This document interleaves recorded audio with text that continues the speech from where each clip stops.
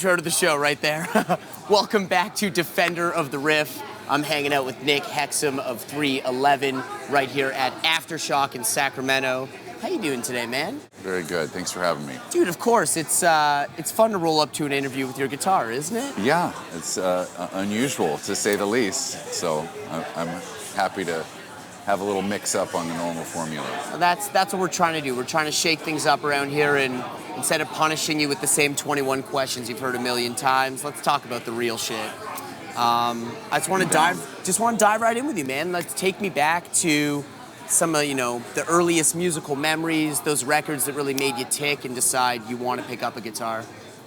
Well, I think because of my dad, I was able to experience rock and roll in the proper chronological order. Like the very first thing I got into was my dad's stack of 45s. It was Chuck Berry, Jerry Lee Lewis, Elvis, Buddy Holly, just like the real roots of rock and roll. Like kind of right when it split from country in the 50s.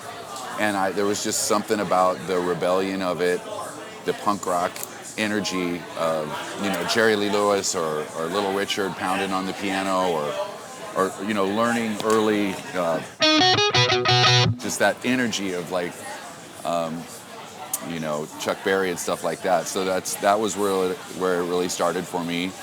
And then my mom's record collection was like, Ray Charles and the Beatles, like she's a little younger, so like more of the 60s kind of stuff. And we had a pretty musical household. And then of course, 70s music, like we had a bunch of mixture of random 8-track tapes. It would be like Santana and Creedence and like, just good. Growing up in Omaha, it was just a pretty, mainstream mixture of music. And then in the 80s, I heard The Clash, and that really changed my life. In like 1982, my friend's older brother had like all these punk rock records, and that really just blew my mind. And it reminded me of those early rock and roll records, but had that rebellion that just really spoke to me. And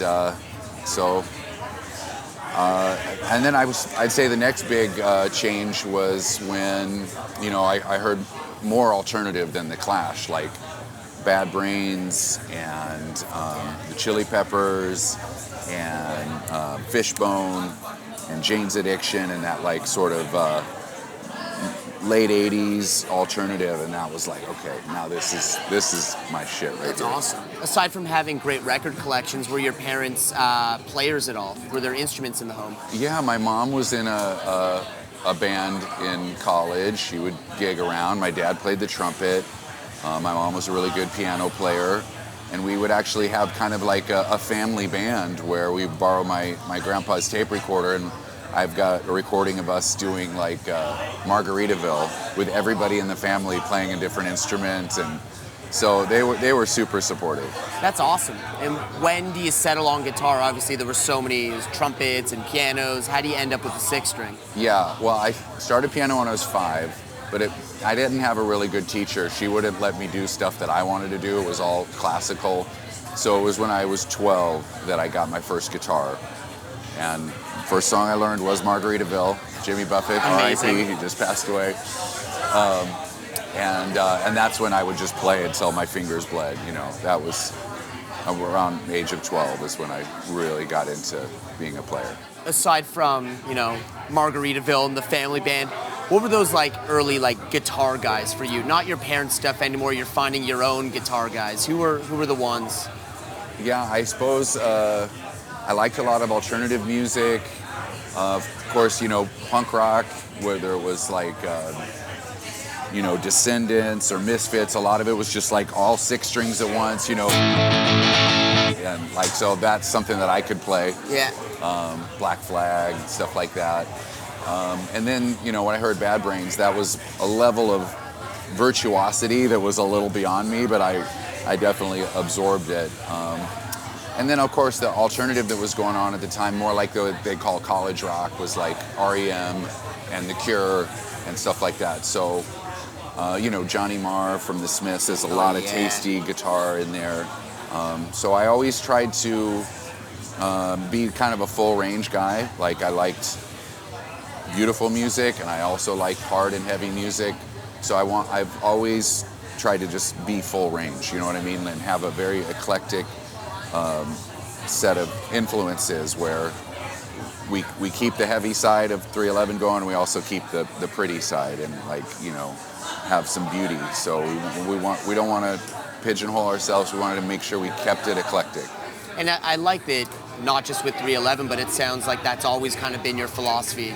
Chuck Berry, Bad Brains, Jimmy Buffett, the Smiths. It's really like it's all over the place. It is. And a lot of reggae music. You know, Bob Marley was just a big moment for me of like sneaking out of school and smoking weed and listening to Natty Dread. That was just like, it just transported me somewhere else. So we kind of couldn't wait to get to like more of a beach kind of tropical place. So we moved out to LA in '92 as a band, and quickly got signed. So we were very, very lucky. So with the kind of stuff you were listening to when you're in your like early days of getting your first guitars and amps, like it doesn't seem like it was all about the huge ringing open heavy distorted chords. Like were you enjoying a lot of like clean tones and like more mellow shit and learning, you know, like more like ska guitar playing as well? Like you mentioned Bob Marley and stuff like that. Yeah. I would say there was, you know, funk playing. You know, if you listen to Jane's Addiction or early Chili Peppers, those are, you know, some pretty, you know, they're like ninth chords and different more complex chords, maybe played half gain, you know. So I definitely got into that, and there was a period of, you know, ska bands where everything was just like, so it was whatever you could dance to, right, you know, and whatever the girls would go crazy for in Omaha, Nebraska was kind of what we would end up playing. But yeah, then I would say when 311 started, we liked the heavy music, but we also liked the funk. Like we were just as into Bad Brains as we were into like Prince. Nice. And we loved hip hop. Like Public Enemy was the shit when 311 first started. And you know, they had some, you know, they'd have like Slayer samples in some of their music, like the song She Watched Channel Zero was based on a Slayer sample. So we could see how you could combine every style that we liked all at once, and we just didn't want to have any boundaries whatsoever. You know, we liked a lot of heavy music, but for me, I didn't like a lot of the metal singing that was going on in the 80s. So that's why it was nice when, you know, grunge and stuff started to a little bit more of a singing that I could relate with. But we've always loved the big heavy riffs. So I guess when, you know, 311 started, it was like we would have a heavy riff, but then there would be like rapping over it. You know, so combining those two styles, that was a pretty new thing at the time. You know, there was hybrid music, we called it. So it was that's kind of where it started. You yourself, like you never really aspired to be like have a James Hetfield voice. Did you? Never wanted to like growl like 80s style like that? You were into either like rapping or melodic singing, right? Yeah, I mean, I think I'm more of a baritone range. I loved Jim Morrison. Yeah. I love crooners like Frank Sinatra. I always had a real strong, like me and our drummer Chad met in the school jazz band.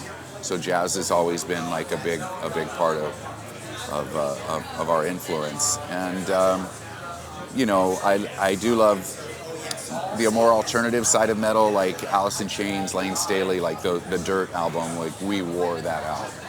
So, perhaps one of the greatest records of all time. Let's be real here. Yeah. Not perhaps, is one of the greatest records of all time. Most definitely.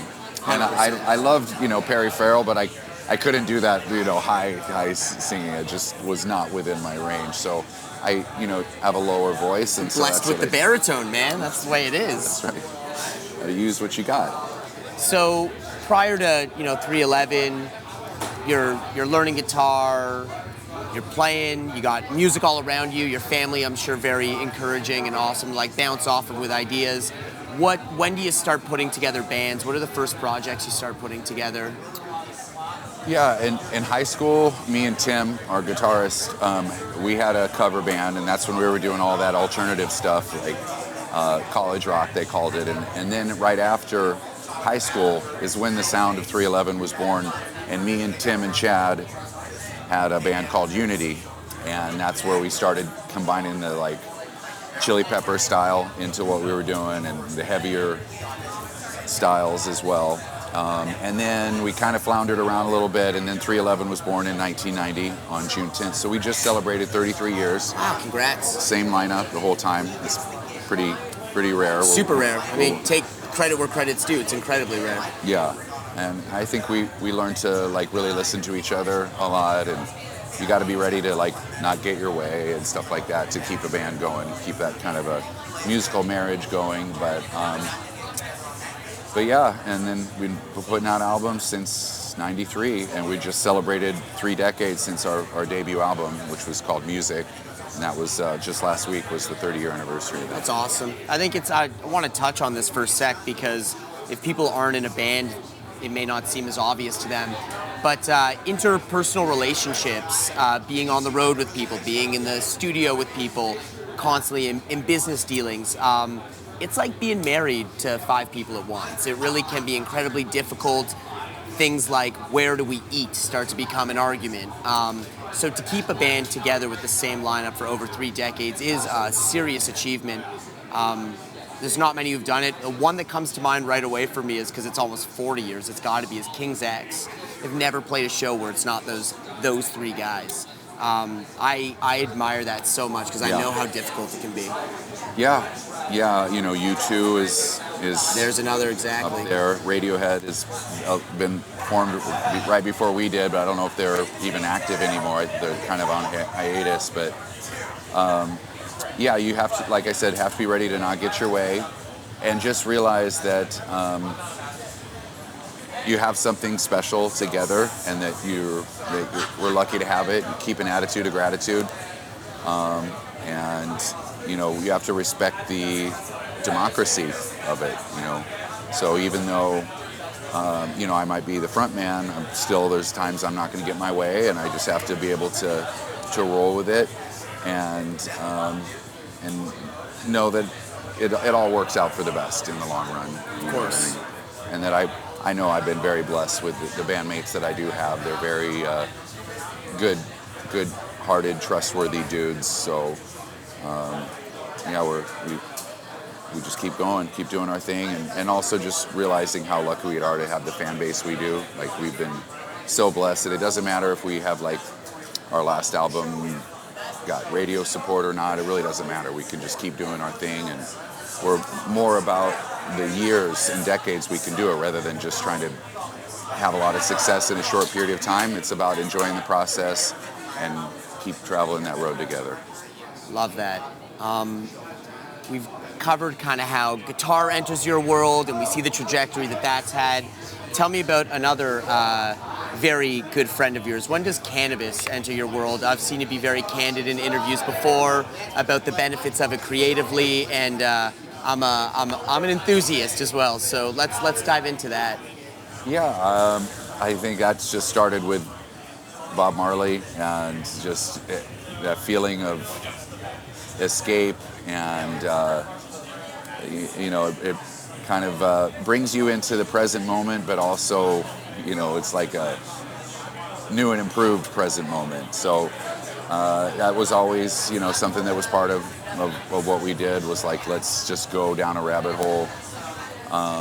Some of the guys have, you know, kind of graduated away from it, but you know, it's always been, you know, in the early 90s, you know, and throughout the whole 90s, we were really taking a big risk by doing that. Like, us and like Cypress Hill were out there sort of flying the flag for legalization, and we'd get a lot of heat for that. You know what I mean? Like, it's a totally different time. Yeah, and so people don't realize how good they have it now. That it's like you don't have to worry. Right. So so it's good that the world finally caught up to our beliefs. Oh, of course, yeah. Even I mean, the U.S. is one thing. Even like an international level, there were times where you get serious jail time for like small personal amounts. It's like terrifying, right? It's crazy. Yeah, it's cool. It's cool that you flew the flag forward in a time where not a lot of people were, because now, you can have it any which way you want it. Did you stay old school, or you flower all the time, or have you embraced the new school? I started noticing that edibles were a different, cleaner high for me, but I haven't been partaking too much lately. But yeah, I was always afraid of edibles until legalization happened, and then you could know how much dose you're gonna get, because you'd always overshoot the mark and make it stop. Dude, we all have the story of making brownies with our friends for the first time and them being way too strong and fucking yourself over for 8 hours. Yeah, absolutely. Yeah, just like an actual zombie. I remember the first time I did that to myself, useless. I can't even talk to you right now. I'm useless. What are we rocking gear here? I see you rolled up with something pretty cool. I've never seen a Sustainiac before. Tell me about this guitar and what you've got in it. Yeah, so this is basically a Gibson 339 that they made special for me. Since my last name is Hexum, I have hexagons. So cool. Hexagon inlays. Five of them, there's 5 members of my family, 5 members of my band.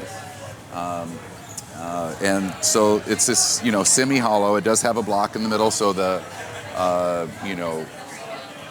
feedback doesn't get too carried away.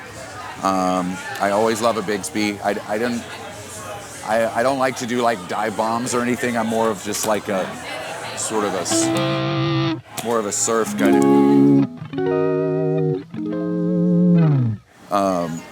But yeah, this Sustainiac is basically like an Evo, where it has a battery in there, and when I turn this switch on, so just normally regular sustain, but when you turn the switch on,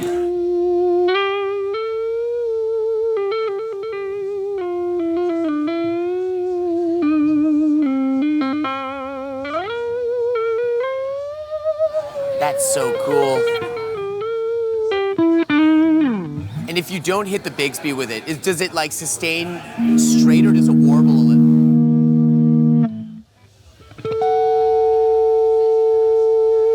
That's so cool. The oboe effect built into a pickup. That's rad, man.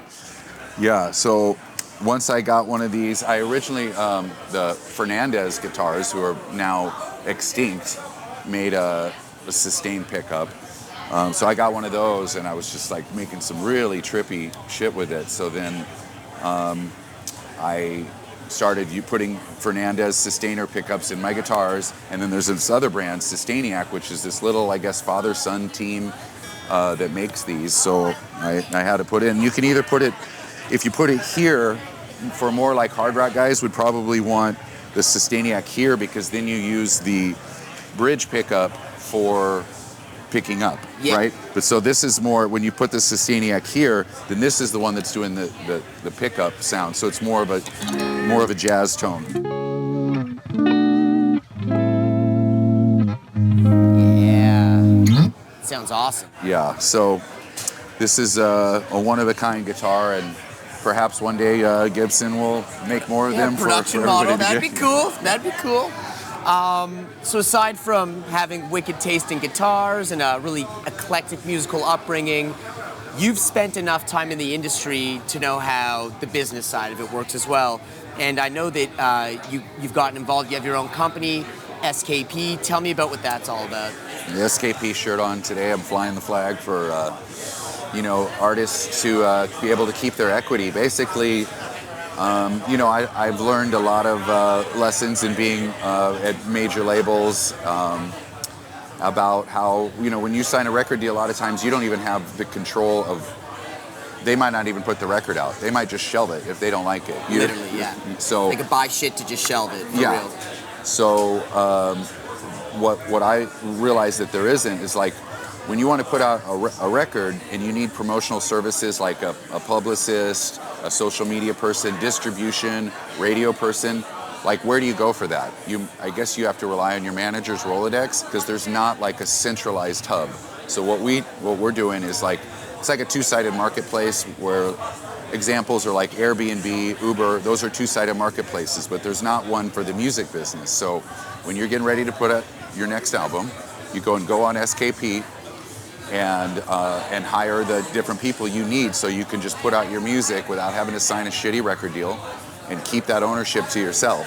Because there's a lot of new artists now that are keeping their ownership and just staying independent. You've got like Lizzo and Chance the Rapper and Frank Ocean and a whole bunch of indie bands that they do their own label basically. And so we want to service that because there's this big democratization that's going on. So it's something we're real excited about that we're just getting ready to launch. It's with some Silicon Valley, tech titans people who have been in the tech world for like 30 years. And so it's something that I want to do to help. The name SKP is from like helping people become major label escapees, escaping. Love the play on words there, yeah. Yeah, so it's kind of a legacy thing I want to pass on to the younger generation, so like not have to sell away their soul. I love that. So it's like it's a resource hub essentially. Like you provide all the resources individually that a label would try and force their own team on someone. Yeah, and what's cool is that it's a DAO, which a decentralized autonomous organization means that it's the more you use it, you become an owner in it. Oh wow. Yeah, so it's going to be owned by the users. So it's kind of a futuristic, like a co-op or a collective where you build something with your fellow musicians and you get to own it. Well, less time spent in shitty lawsuits and less time spent arguing because you're broke means more time to be creative. That's the end goal is to help the artist, obviously. There you go. That's incredible. Dude, Nick, it's been an absolute pleasure chatting with you. I love all the things you're doing, especially helping out new artists. Thank you. Using that wisdom in the right way. I love to see it. Appreciate it. If you want to finish us off, it's a guitar show. I'm trying to get you to show us what you think the lick is that you know that would blow people's minds. They would never expect you to know.